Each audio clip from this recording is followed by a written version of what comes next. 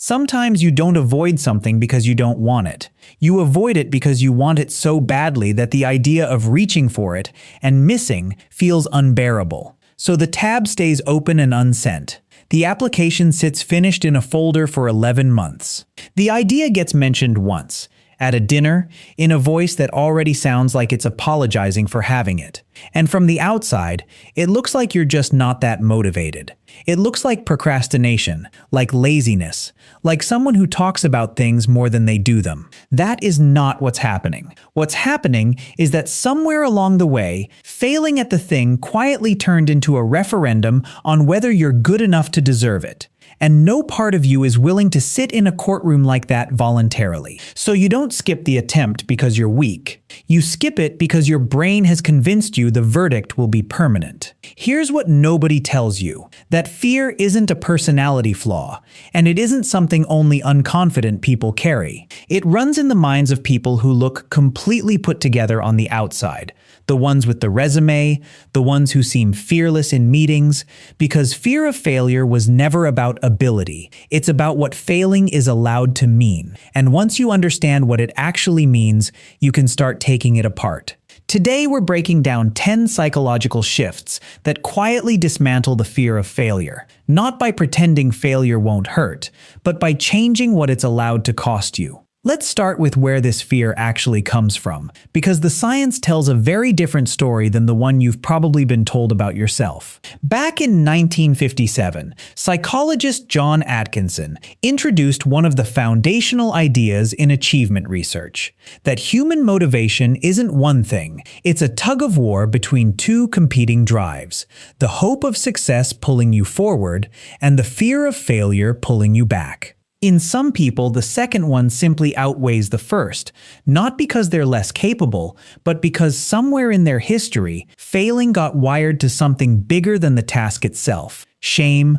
punishment, disappointing someone whose approval mattered.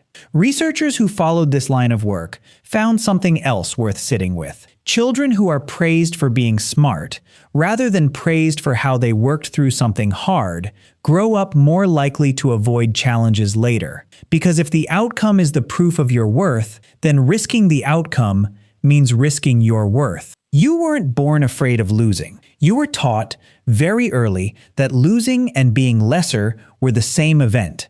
And your body treats that fear exactly like it would treat physical danger. The same threat detection system that fires when you almost step off a curb into traffic, the amygdala, activates when you imagine a failure that threatens your identity. This is why "just don't be scared" has never worked on you. You're not being told to override a preference. You're being asked to override an alarm system that thinks it's protecting your life. Here's the metaphor that makes this make sense. Your fear of failure works exactly like a smoke detector that's a little too sensitive. It goes off for an actual fire. It also goes off for slightly burnt toast. And because it can't always tell the difference in the moment, it gives you the same full volume evacuate the building response either way. The detector isn't broken. It's doing its job. It just needs better calibration. That's not something you fix by ripping it off the ceiling. You fix it by learning, action by action, which alarms are fires and which ones are toast. So here are 10 ways to recalibrate it. 1. Separate failure from identity. There is a difference between "I failed" and "I am a failure," and your brain will try to collapse that sentence into the second version every single time if you let it. Failing at something is an event with a start and an end. Being a failure is a life sentence with no appeal. The moment you catch yourself turning a missed outcome into a verdict on who you are, stop and rewrite the sentence out loud. Literally, not "I'm bad at this," but "this attempt didn't work." One is information. The other is a cage. 2. Focus on the process, not the outcome. You don't actually control whether you get the job, the yes, the result. You never did. What you control is the preparation you put in, the honesty of your effort, and how you respond when it doesn't land the way you wanted. Outcome focus keeps your nervous system tied to something that was never fully yours to command.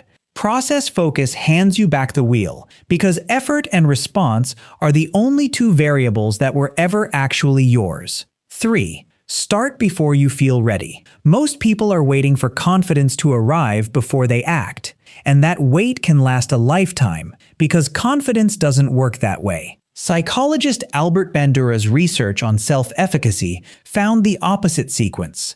Competence and confidence are built by taking the action first, badly if necessary, and letting the evidence of "I did that and survived it" build the belief afterward.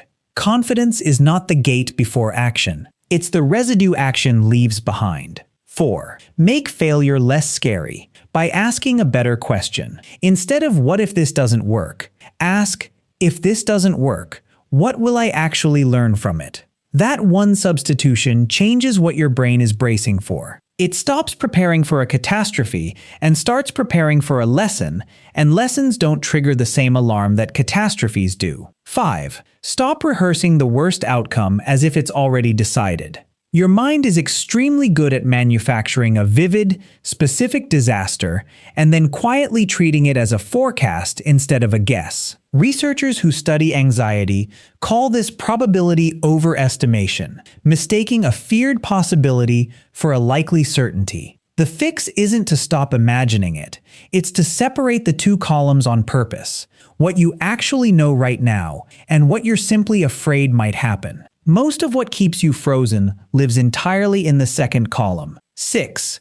Take smaller risks before you take the big one. You don't build the nerve for the biggest version of the leap by staring at it.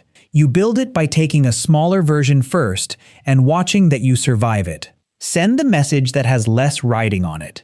Pitch the smaller idea before the one you actually care about. Courage isn't a switch you flip.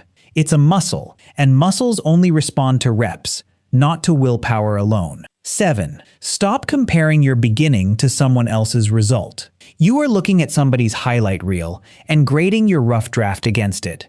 What you don't see is the version of them that existed before this one. The rejected drafts, the earlier attempts that went nowhere. The version of them that was exactly as unfinished as you are right now. J.K. Rowling's first Harry Potter manuscript was turned down by 12 publishers before one said yes. Michael Jordan has talked openly about missing more than 9,000 shots across his career. What you're comparing yourself to was never their starting point.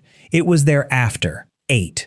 Study the people who failed, not just the ones who won. Success stories quietly edit out the part where the person got it wrong, repeatedly, before they got it right.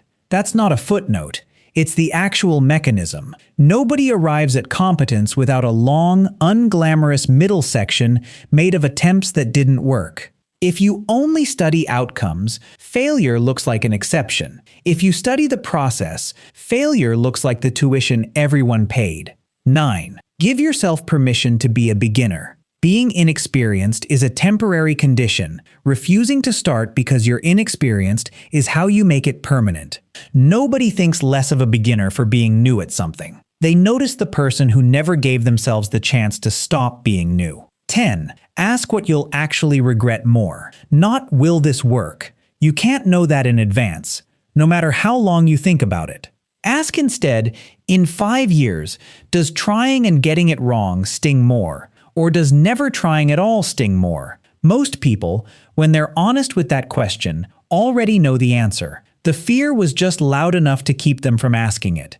Now here's the part that doesn't get said enough. Avoiding failure feels like safety in the moment you choose it. That's exactly why the avoidance is so easy to keep choosing. But it isn't safety. It's a loan against your future self, and the interest on it is regret, which compounds quietly for years instead of hurting you all at once.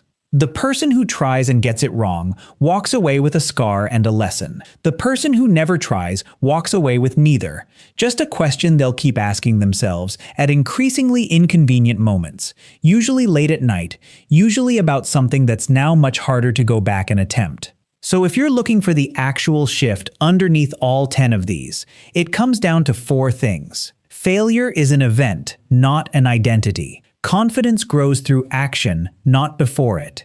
Mistakes are information, not verdicts. And you do not need certainty to begin. You only need to be willing to start before you feel ready. Psychologist Amy Edmondson, who has spent her career studying high-performing teams, found something counterintuitive. The best-performing groups don't report fewer mistakes than average ones. They report more. Not because they're worse, because they've built an environment where admitting an attempt didn't work is safe enough that people keep attempting. Fear of failure doesn't just slow down individuals. It quietly starves whole rooms of their best ideas, because the idea that might not work never gets said out loud in the first place. Here's the truth under all of it. The biggest failure was never going to be the attempt that didn't land. It's letting the fear of that outcome make the decision for you before you ever got the chance to try. Take the step, let it go however it goes. Learn what it actually teaches you instead of what you were afraid it would. And keep moving, because the version of you on the other side of 10 failed attempts is not weaker than the version who avoided all 10. That version is the only one who ever actually got anywhere. So tell me, out of these 10, which one is the one you needed to hear today? Drop it in the comments, and you'll probably find you're far from the only one who picked it. If this gave you a different way to look at the thing you've been putting off, hit like and send it to someone you know who's sitting on an idea they haven't let themselves start. They probably don't need another pep talk. They just need to hear that the fear was never proof they couldn't do it. If you are still watching, subscribe the channel and turn on notifications, and we'll keep decoding the hidden machinery of the mind together. Goodbye, and see you next time.